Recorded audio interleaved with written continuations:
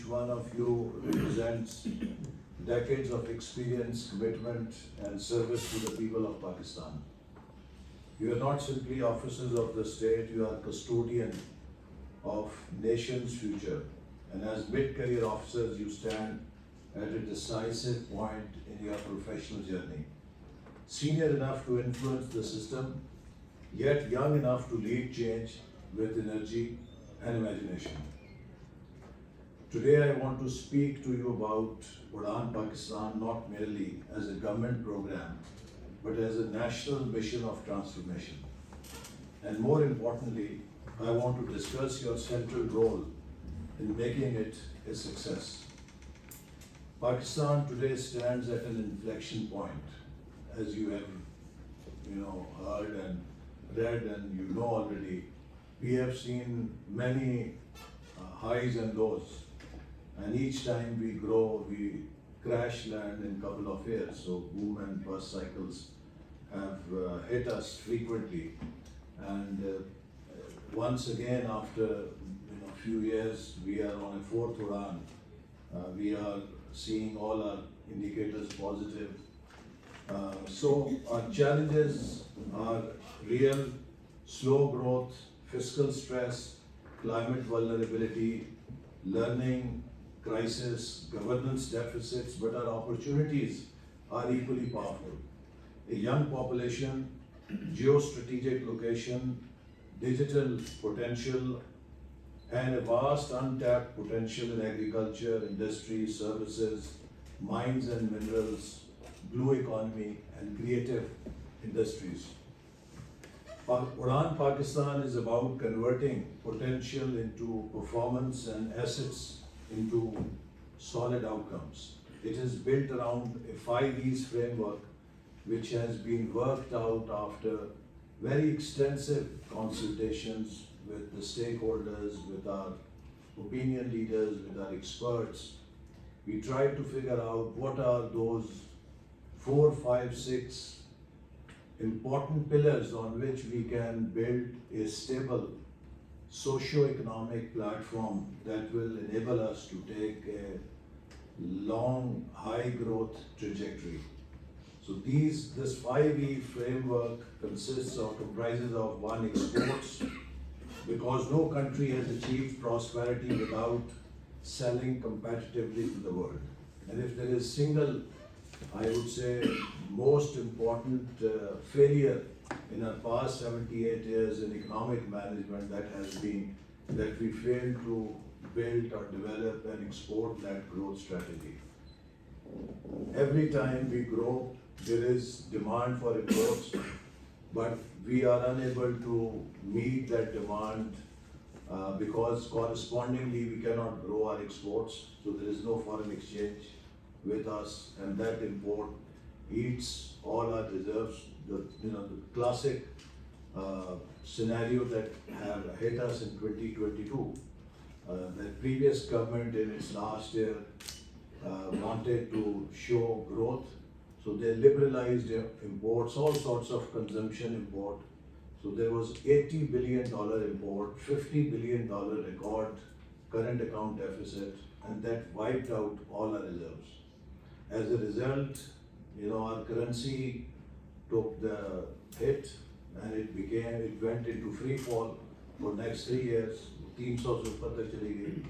And that brought in a massive wave of inflation. So we are recovering from the aftershocks of 2022 debacle of that $50 billion deficit. So this is one of the key things, and let me give you an example. In 1990, Vietnam's exports were $2.5 billion. Pakistan's exports were $5 billion. We were twice than Vietnam. But today, Vietnam has $408 billion plus export, and we have just $40 billion. And the same is with every other country, other comparison. So this is the single most important thing on which our future economic sovereignty rests. Whether we will be able to cross $100+ billion export by 2035 or not. This one thing will decide whether we will be able to stand on our feet or we will continue to beg IMF or our friendly countries for, bailout packages, and that obviously compromises your sovereignty. Two, e-Pakistan, harnessing AI and digitalization to transform governance, services, and productivity. Now, again, why? We have moved from agroeconomy centuries ago to industrial economy. But now that industrial economy, era finished with 20th century, we are into an age of techno-economy, technology-driven economy. And digital revolution and AI are the principal drivers of this new age. And what they say is that artificial intelligence is actually a much bigger disruption than what internet was. So therefore, we have to get ready for this new technology-based economy, and e-Pakistan therefore becomes very critical. How will we transform ourselves to make us relevant in this new economy? Three, environment, food, and water security. We are one of the most vulnerable countries as far as climate change is concerned. And two things are going to be the major victims of this change, or the major targets, are water security and food security. And you can add to climate change India factor also, which is now, playing politics with water and has actually weaponized water. And therefore that poses very serious challenges for our future food security in the country. Fourth, energy and infrastructure with efficiency and affordability, which is the backbone of growth and competitiveness. No economy, modern economy, can work without energy, and making energy affordable depends on how can we make it efficient. The kind of losses we have, the kind of circular debt we have, you cannot have affordable energy with that. So if we have to be competitive, we need to have efficiency that will enable affordability, and simultaneously, how do we make transition towards green energy? Because that will not only be more sustainable development, but also free us from the burden of import. That is a very heavy burden on our economy. And fifth is equity and empowerment, ensuring that we have an inclusive development, ensuring that we build strong social foundations of our economy. There is no country in the world that has developed without achieving 90% literacy rate. This is a necessary condition, but may not be sufficient condition. But this is a necessary condition. Our literacy rate is 63%. You don't build an economy or a country by just erecting huge skyscrapers or making 6 or 8 lane motorways or putting up heavy dams. All physical infrastructure is hardware. But what really makes that hardware work is the software. You have a laptop, and if you don't have the software to run that laptop is only worth the sheet metal and the steel that goes into making that laptop. वो laptop अगर software नहीं होगा तो वो उसका क्या कहते हैं तोलने वाला हिसाब है ना, वो जो किसी कबाड़िए का काम है, वो कबाड़िया उस पर काम नहीं हो सकता. So you have to have that software, and that human resource is missing, then this hardware is not going to do any good. So unfortunately, if you look at all our indicators, whether education, whether health, whether population, all three indicators have deteriorated after devolution. So we carried out 18th Amendment and devolution, hoping that we will see an improvement in service delivery اور provinces کو آپ یہ سب چیزیں دے دیں گے تو بہت انقلاب آ جائے گا. But on the other hand, what we have seen that in education, in health and in population, there has been more deterioration. We stand as number 1 or number 2 country in hepatitis C in the world. We stand as the number 1 country in diabetes. We stand among the top 5 in tuberculosis. We are among the only 2 countries in the world where polio exists. So I can go on and on, I have been in public office for 30 years. In last 10 years, the kind of young deaths we see in our society, I have never seen before. So, जो public health है, उसका पूरा system collapse कर रहा है, for a number of reasons. So, where is that service delivery of that evolution? And in my opinion, one of the things that happened was provinces got 17 functions from the federal government, but they did not devolve a single function to the district level.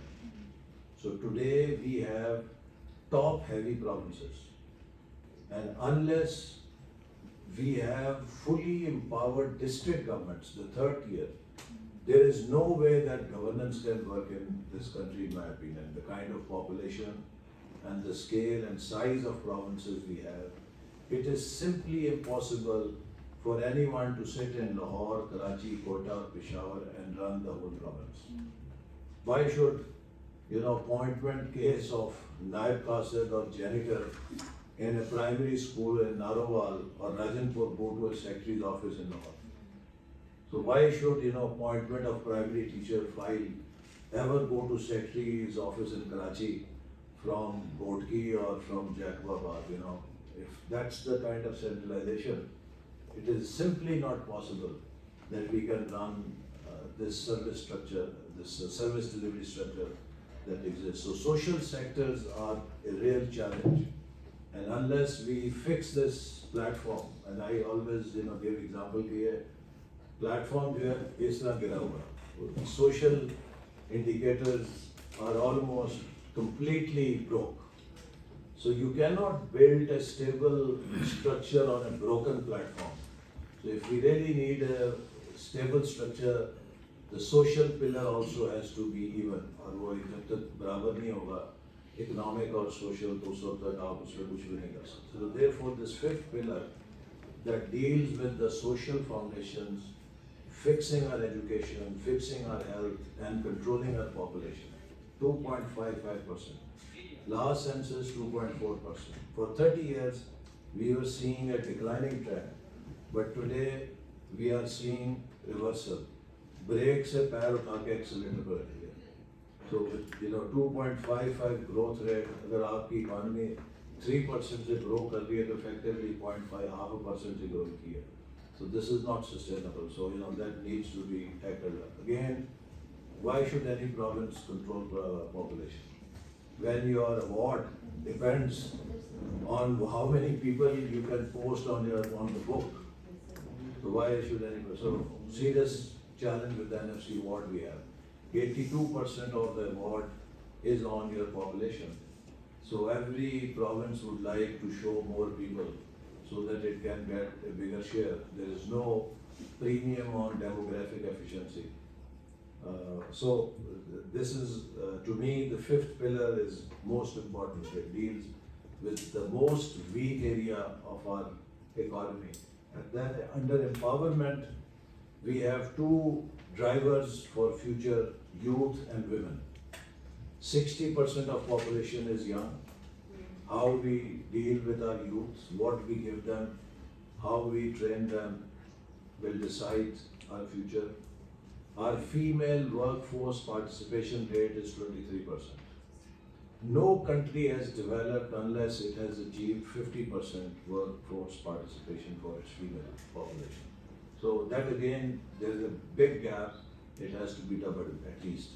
So these are two potential drivers for our future. So these are the 5 E's on which we built the 5 E's framework after a lot of deliberation कि हमारे कौन से वो 5 holes हैं which need to be plugged if we want to have a more sustained growth. So let me make one thing clear: no framework, no plan, no policy succeeds unless civil servants make it succeed. We were talking about politicians and civil servants. ہم لوگ آنے جانے والے ہیں. You are the constant. You will stay for next 20 years.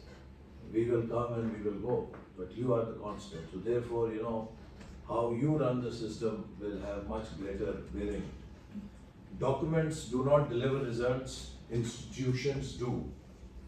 But institutions do not deliver results. It is people who do. And people do not deliver results unless they are driven by purpose, professionalism, and values. So the role of civil servant in 21st century is changing globally. We are moving from rule keepers to problem solvers, from file processors to policy entrepreneurs, from gatekeepers of red tape to facilitators of opportunity, and from silo workers to collaborators across government, private sector, academia, and citizens. So one very important role, I think, for future civil servants is how can they bring not just whole of government approach, but whole of nation approach. Different actors, civil society, academia, private sector, building partnerships, collaborations is very critical. Udaan Pakistan needs exactly this transformation. The old model where success meant maintaining the status quo, ensuring nothing moves, and avoiding risk is no longer sustainable. Today, success means enabling investment, removing friction, simplifying regulation, digitizing processes, and measuring results. In one of our PIDE studies, we have found over the last 3 decades, regulation in the economy has almost increased 3 times. So we have not deregulated, actually over-regulated. So our citizens do not wake up wanting more committees, summaries, and notings. They want clean water, good schools, jobs, safety, fair treatment and dignity, and a state that works without begging or bribery. Delivering this is our collective responsibility. So national development begins not outside but inside the mind of the public servant. The mindset of this cannot be done must change to how can it be done responsibly and lawfully.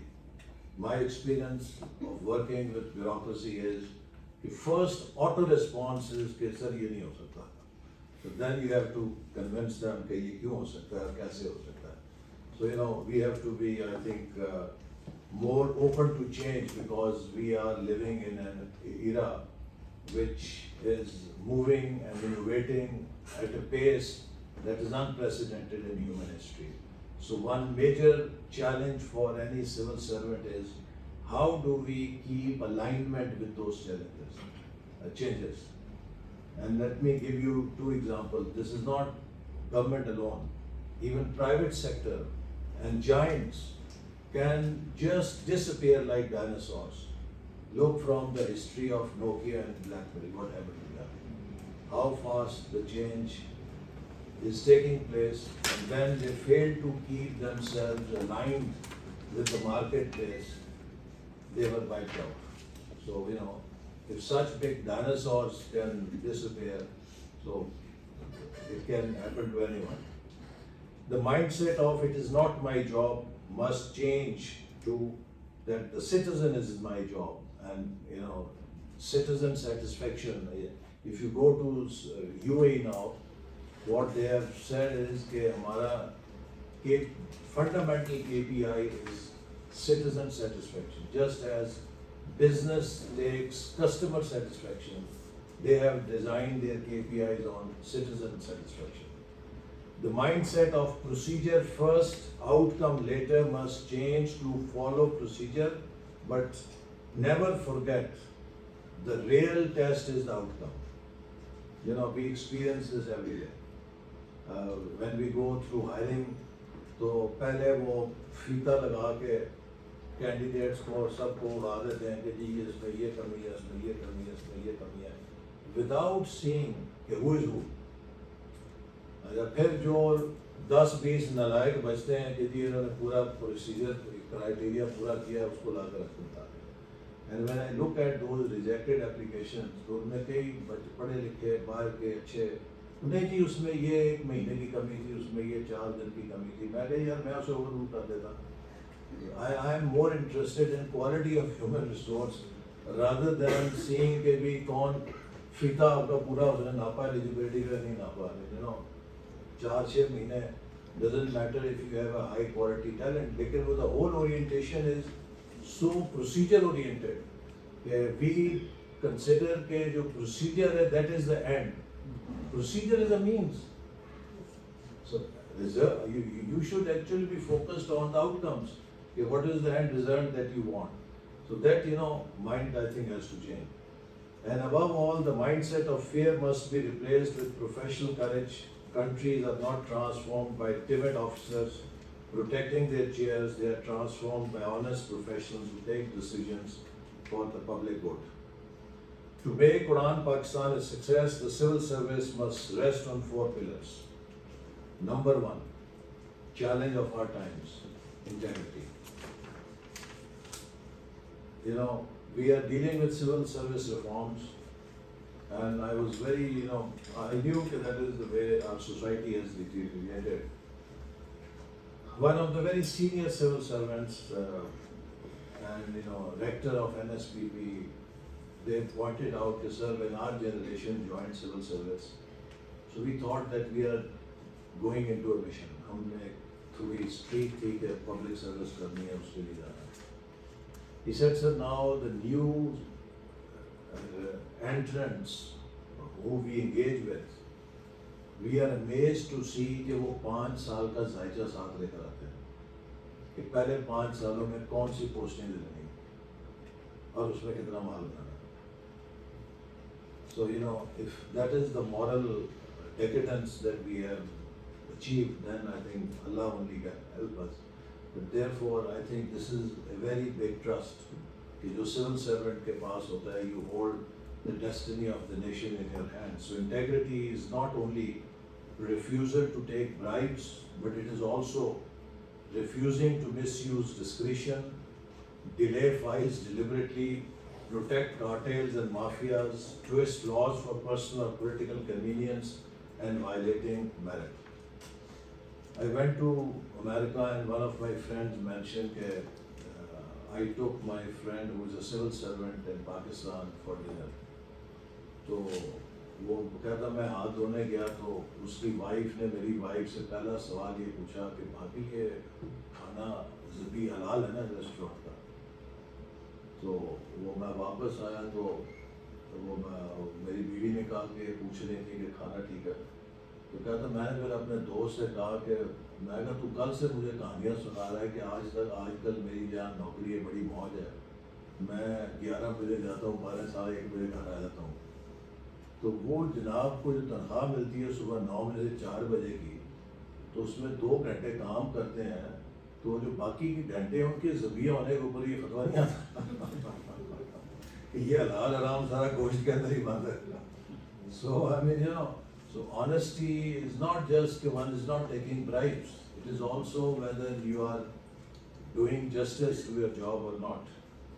So integrity is loyalty to the Constitution and to the people, not to individuals or temporary power centers. Without integrity, capacity becomes a weapon, and with integrity, capacity becomes a blessing. 2, competence. The world is changing with incredible speed. AI, data governance, digital public infrastructure, climate adaptation, supply chain realignments. A civil servant who stops learning becomes a bottleneck. So یہ دنیا اس تیزی سے بدل رہی ہے کہ اب actually they say that in multinationals they don't anymore look for your degrees. They look for your one skill. What is that skill?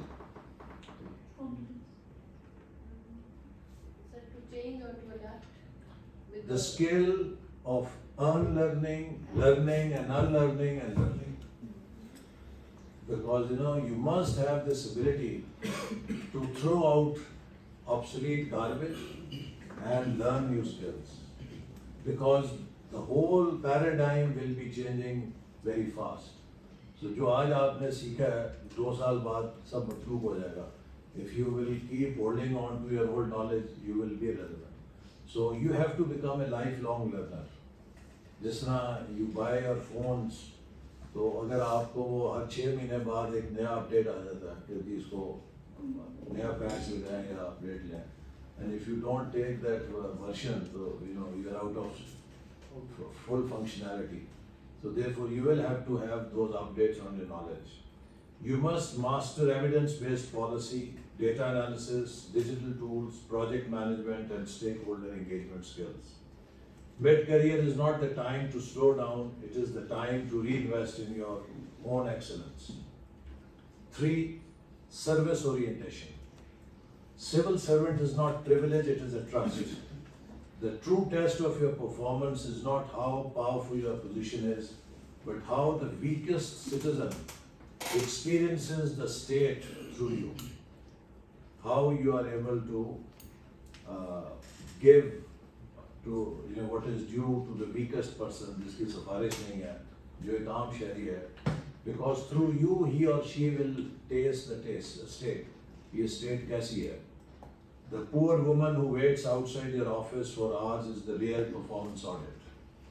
The farmer needing irrigation water, the student needing a scholarship, the businessman waiting for a license, the overseas Pakistani requiring NCA, national identity card or documentation. These are the real KPIs. 4, innovation. Pakistan cannot leapfrog with 19th century systems. We must redesign processes, not just automate inefficiency. Mostly ہم جب computerisation کرتے ہیں تو ہم Manuel ledgers کو computer print out میں تبدیل کر دیتے ہیں. And we don't really redesign or re-engineer the processes. So innovation in government means simplifying rules, cutting redundant approvals, moving from paper to digital, integrating databases, using dashboards for real-time monitoring, and piloting before scaling, and encouraging ideas instead of punishing initiatives. So let me now connect each E of Udan to your practical responsibilities. 1, exports. Every policy you implement must ask, does it make it easier or harder to export? Simplify taxation, logistics, customs and approvals.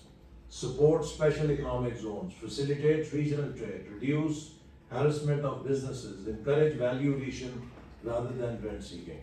So یہ ساری چیزیں آپ فیصلے کریں گے. Your notes on the files on DFAs will decide which direction we will take. E-Pakistan, be champions of digital governance, adopt e-files, use data dashboards, integrate citizen services, embrace AI tools to increase efficiency, eliminate middlemen through digital payments. Digitization is not only improves efficiency, it reduces corruption and it reduces trust of the people. Environment, water and food security, climate resilience is no longer optional. You must mainstream water conservation. Now imagine how much water we waste. ایک طرف we have a huge water challenge. Per capita water availability has thrown us into the category of water scarce nations. Climate change, India weaponization of water, but there is no consideration at any level that water is a precious commodity. ہم اس کو جس طرح ضائع کرتے ہیں. Climate smart agriculture, disaster risk management, renewable energy, urban planning that respects nature. And Pakistan's future wars will not be about ideologies, they will be about water and survival. 4, energy and infrastructure. Focus on affordable power, loss reduction, regional connectivity, maintenance, not only new projects, transparency in procurement and contracts. Infrastructure must be green, resilient and inclusive, not monuments to ego. Finally, equity and empowerment. Each program must ask, how does it impact women, youth poor and the vulnerable. Prioritize skills instead of degrees alone. Ensure scholarships reach deserving students. Support inclusive finance. Create opportunities for people, not just statistics. We must move from input culture to outcome culture for a high performance government. Unfortunately, our whole budgeting is inputs driven. कितने पैसे फूके हैं? End of the day utilisation क्या है जी? वो आपने budget की 100% utilisation कर दी है तो आप बड़े कामयाब हैं। फिर उस 100% यूटिलाइजेशन निकला क्या है? What is the outcome? So that is nowhere. It is not audited anywhere. Okay, what is the outcome of the expenditure that we have made? So input से दुनिया गई, output budgeting से output से चली गई outcome budgeting पे। हम अभी तक input budgeting पे फंसे हुए हैं। All that matters is what you consume, but what that consumption translates into is not our business. So the question is now no longer how many meetings did we hold, how many summaries did we process, how many projects did we approve, how much budget did we consume. The real question is what changed in people's lives. लोगों की जिंदगी बेहतर कैसी हुई, state of the country बेहतर कैसी हुई. Monitor results, set measurable targets, review performance, celebrate officials who deliver, hold accountable those who do not, regardless of connections. In our own office, वो स्टीफन कवी का बड़ा अच्छा है कि जो कामयाब लोग हैं, they do not focus on circle of concern, they focus on circle of influence. It is very easy for you to frustrate yourself and burn yourself by focusing on circle of concern. वो जी वो PM ये कर रहा है, वो CM ये कर रही है, मिनिस्टर वो कर रहा है, तो फलाना वो कर रहा है, तो ये हुकूमत ये कर रही है, तो क्या हो रहा है? आप तो उनमें से किसी चीज़ों का असरअंदाज नहीं ना हो सकते। लेकिन you yourself are a chief minister and a prime minister of a section or a department which you command. जहाँ पे आपके नीचे लोग हैं, उसके तो आप मालिक हैं ना, उसके तो आप खुद मुख्तार हैं. So what is the change there? So अगर हम सब अपने अपने circle of influence पे focus करें, we can enlarge our circle of influence and that way we will be closer to our circle of concern. So this is a very powerful concept that Stephen Covey gives in his 7 Habits of Highly Effective People book. So उस पे we need to focus के how we can really make things better by focusing on where we can make a difference. The character of a nation is built in government offices. National character is not shaped only in speeches and textbooks. It is shaped in how honestly tenders are awarded, how quickly files are moved, how fairly transfers are made, how respectfully citizens are treated. When a citizen leaves your office feeling humiliated, the state loses legitimacy.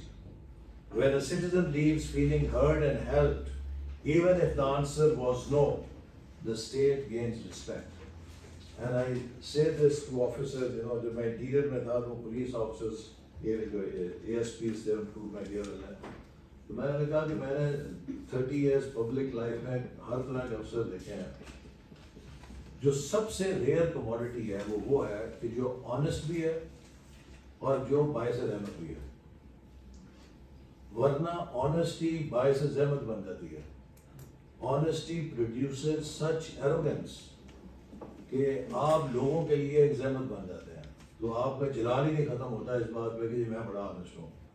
फिर आपकी honesty का तो लोगों को कोई रहमत होनी चाहिए, जमाल नजर आना चाहिए ना आप में. लेकिन अगर आपकी ऑनेस्टी लोगों के लिए कि वो बाले जान बन जाए तो उसका क्या फ़ायदा फिर. लिहाजा वेरी इंपॉर्टेंट कि while you are honest, you are good, you are conscious, लेकिन आप लोगों के लिए भी वो बरकत बने, लोग आपकी ऑनेस्टी के बेनिफिशियरी बने, बजाय ये कि आपकी वो एरोगेंस का निशाना बने और आप हर वक्त मूड बना के और डांस होता लेके बैठे रहे. अफसरों को आप पॉलिटिशियंस के पास हर किस्म के लोग आते हैं. मुझे आके जो कहानी सुनाएगा वो क्या जी बड़ी जाती है जी, बहुत जुल्म हुआ जी, फलाना मेरे साथ ये हो गया, तो obviously I will call the DPO कि भी ये बड़ी जाती हुई इसके साथ ज़रा देखें. अब आगे 2 किस्म के DPO होंगे, 3 किस्म के. ایک وہ ڈی پی او ہوگا کہ جو یہ کہے گا جی مجھے ایم این اے نے یا منسٹر صاحب نے کہہ دیا میری ذمہ داری ہے کہ یہ جائز ہے ناجائز میں پورا کروں، تو وہ میرے کہنے پہ ہر غلط کام کرے گا۔ ایک وہ ڈی پی او ہوگا کہ جس کو اگر میں کسی بندے کے پاس لے کے گیا ہوں تو وہ میرے منہ پہ ہی اس کی بھی بےزتی کر دے گا، میری بھی کر دے گا، سر ہم یہ کس بندے کو اٹھا رہے ہیں، یہ چور ایسا نہیں تو ڈاکو ہے۔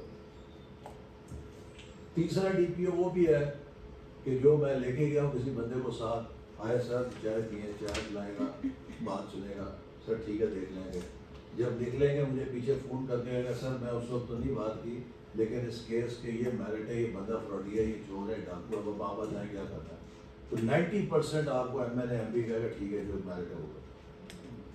دس is very simple P R skills جو آپ استعمال کر سکتے ہیں، لیکن وہ ہوتا یہ ہے کہ لوگوں میں یہ ایموشنل انٹیلیجنس نہیں ہوتی۔ میں نے کافی لیڈرشپ ایکسرسائزز مشرف صاحب کے دور میں I use to do leadership training courses, تو کافی سینئر مڈل سول سرونٹس آتے تھے، تو آپ سے بھی اگر میں سوال کروں کہ آپ میں سے آپ نے زندگی میں کتنے باسز کے ساتھ کام کیا؟